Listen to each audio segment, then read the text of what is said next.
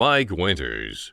And good morning. It is 8:46, and joining us in studio this morning from the Chaves County Extension Office, of course, your 4-H agent, Andrea Stapp, with us as well. Yes, good morning. You've got a new coworker. Yes, I'm so excited. We finally filled our family consumer science agent position. Yes. I'm so glad to have Tamara with us. Tamara Shubert, who is our new, basically, she's our new Shannon Wooten. Yes, she is.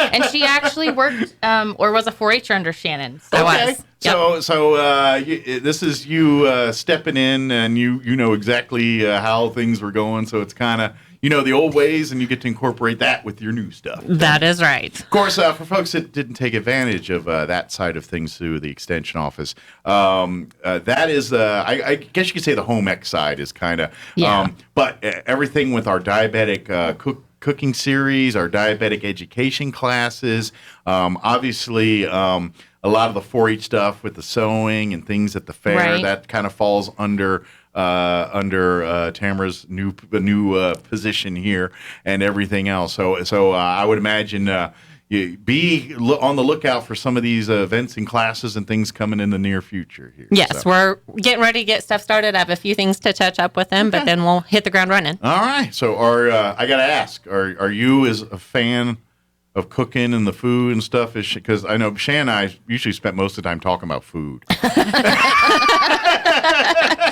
Food's always good. All right, so just all right, she come in, we talk home, and I was like, then we start talking about tacos and stuff. It's just everyone loves food, right? Yeah. We just got to pick the right ones. But anyway, Andrea, I know you've been busy because, of course, they just had. We just were hosting the Livestock Expo for the state here last week. I'm sure some of your 4-H'ers were involved in some of that. Of course, we got the Eastern New Mexico State Fair just a week or two away here around the corner. So it's a busy season for the 4-H'ers. Yes, it is. So we had a really good show or a series of shows, I guess, last week. I think the kids really enjoyed it and everything went well.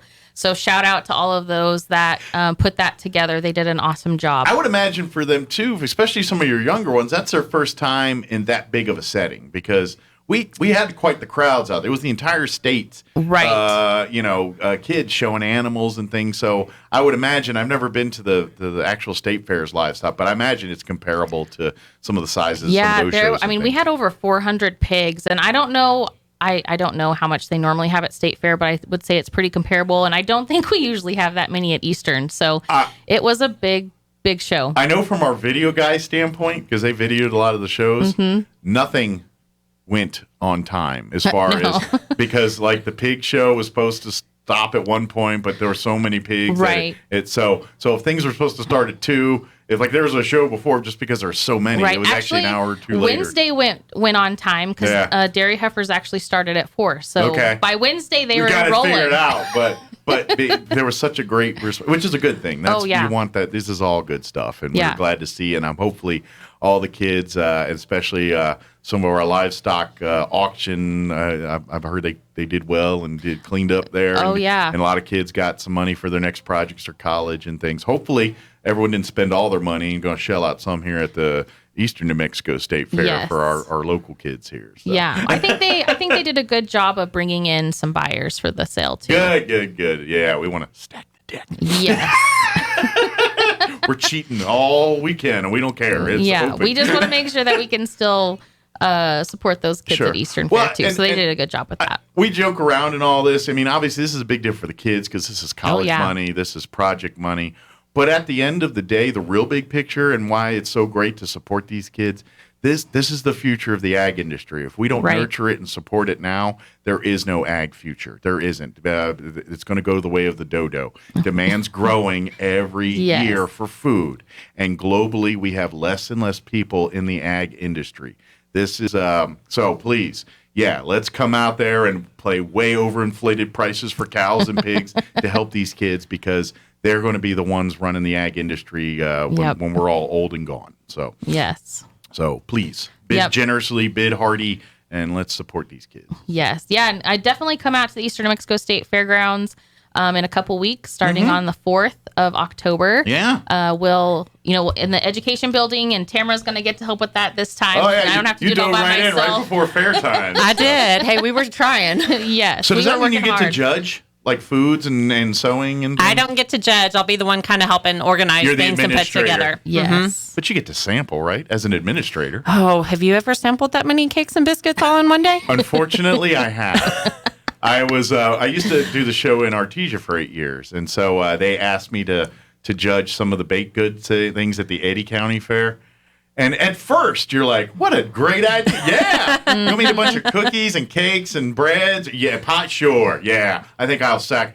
And it is fun for about 5 minutes. But then, but after 2 hours of eating that, and if you're not in a sugar coma or ready to pass out by the time of that, then you didn't do it right. But yeah, it is fun. I ain't gonna lie. Yes. But yeah, it's not for the faint of heart. No.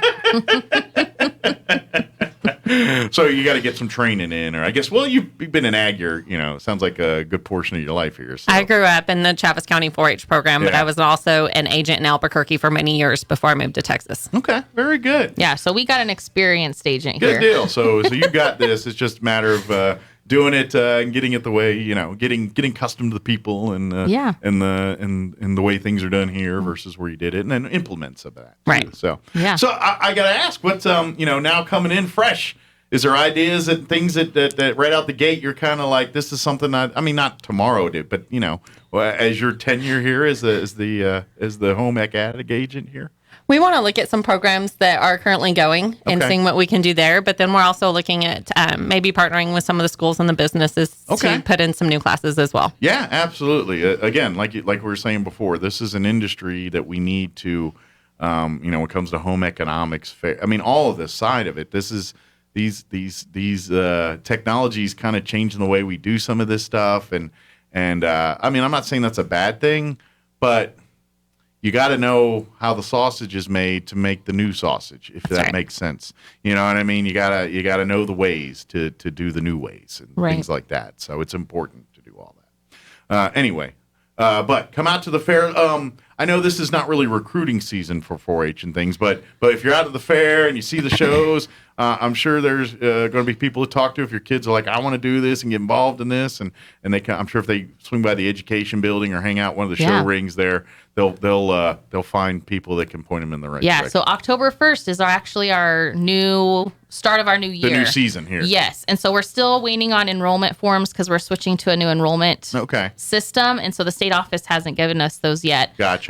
So hopefully I was hoping mid-September, but here we are. Mid-October-ish, or at least after Eastern Fair, we'll have some more enrollment forms so we can get people entered. So if they're definitely interested, also come stop by the ice cream parlor at the Eastern Fair because Chaves County 4-H is actually running that now. Ooh. And so come by, we'll have some information on 4-H. We may even have a scavenger hunt where you can maybe earn some free ice cream and some other prizes. So definitely come by and see us. That is one place I will go every year. I don't care what else is out there. I don't care. They could have guys throwing $1 million bills at people out there, and I'm going to the ice cream first. That's just how I roll. I'm like, in a minute. Got to get my ice cream. Got to get a milkshake. I'll be right back. Yeah, exactly. That's it's my downfall. I ain't gonna lie, but that's every time I'm like, and even like I'm hungry. All right, let's get chicken on a stick, and then you get ice cream. Yeah, you got to get the ice cream when you're out at the fair. We want to thank you to Southwest Dairy Farmers. They actually left New Mexico and they donated the equipment to us. So we're really appreciative of them. So they're keeping the tradition going for you guys. Good deal. So this is the first you guys have taken over the ice cream side. Yeah. So last year was supposed to be our first year, and then COVID. And so this is our first year, and hopefully it all goes well. All right. So any offerings different than normal? Is it going to be like, because typically you do Cokes or cones, cups, and milkshakes is what I remember. Yes. I told you I'm a frequent flyer. Yes. It'll all be the same. Thankfully, we have Kelly that is also one of our 4-H leaders. And so she's like, I'll help you and, with any questions that you have. So she's been guiding us. All right. And after you're done getting ice cream, just keep cruising around because that's actually another entrance into the commercial building. I know a lot of people go. But check out the New Mexico store. Yeah, usually there's a bunch. You can get some great salsas, jellies, and stuff right in there as you kind of move in towards the other part of the commercial building and things. I always find almost every year I pick up either some kind of seasoning or something. Mm-hmm. Usually green chili related. Yes. I That's always a favorite. Yeah. Yeah. But always, It's so New if you look Mexico. at my pantry at the house, there's about 10 different green chili or types of barbecue seasonings. Mm-hmm. And about 90% of them I buy at the fair when I'm there Yep. after I get my ice cream. Maybe you should put some on your ice cream. Start a new trend. Maybe. Let us know how that goes. Yeah. I love green chili, but I don't know about with my ice cream. That's getting in some sacrilegious territory there. Hey, it's New Mexico. We put green chili on everything. Yeah. Well, and to be honest, this is where Tamara shines because really that's a lot of what you, especially when you start talking your diabetic cookbooks and those, eating healthier and making the decisions. That's what it's all about. It's not depriving yourself of the things you love. It's finding ways to present it that are healthier or in moderation and portion control. Yeah. Yeah. If you love ice cream, I do. And we Just do. get one scoop, not two. Exactly. You don't need Or 10. an entire half gallon at one setting. Maybe you get a pint. I know that everyone feels like that's a one-person pint size. That's like no. It's actually about 2 or 3 different servings Right. there, but Make it last. But that's portion control, and then of Yeah. course, using substitutes. You love pizza and things like that. Great. I know the bread is bad for your business, but we can find other ways to make it be very much like pizza and not as troublesome to the body there. Right. So, that's so, and again, that'll be more to come in our class because I know that's the kind of stuff they teach in the diabetic cooking classes or the diabetic pre-diabetic program that you guys have too as well. So more of that coming too. What else? Is there anything else we got about a minute, so it's got to be quick, whatever it is. Okay. Well, we're hopefully we'll get our ag position filled, so maybe we'll have 3 people up here, or at least start rotating people, not just having me every month or forgetting to come. But if you still have questions like what's this plant or what's this thing, now there's 2 that can put their heads together and go research that information for you. Between Andrea and Tamara, they'll find the answer for you. Yes, and we thankfully have specialists that we can contact and get a hold of and be like, what is this? And they tell us, and then we tell you. Very good. You'll run it up the flagpole and run it back down. Very good. Of course, if anybody has any questions about anything, of course, you can come by the office here on Chisholm. Yes. Is it 202? 200 East Chisholm Street. East Chisholm. We're number 4, so we're the most southwest store. Yes. And what's the phone number over the office too? 622-3210. Leave a voicemail if you do not, if you called right now, obviously they're here. So we have admin secretaries that are there. So someone there can help you out and take care of you. But leave a message if it's lunch hour or somebody's not there, or after hours. And of course, if you want more information about 4-H or anything as part of the extension office, come out to the fair too. You'll find any of the, these 2 ladies will be all over the fair at some point somewhere. Yep. And then of course, ask questions. They'll help you. Yep, that's the best thing. Ask questions. Awesome. Well, thank you, ladies. Thanks Enjoy for your having busy us. couple of weeks, and we'll see you next time. All right. Yes. All right. It is 9:00.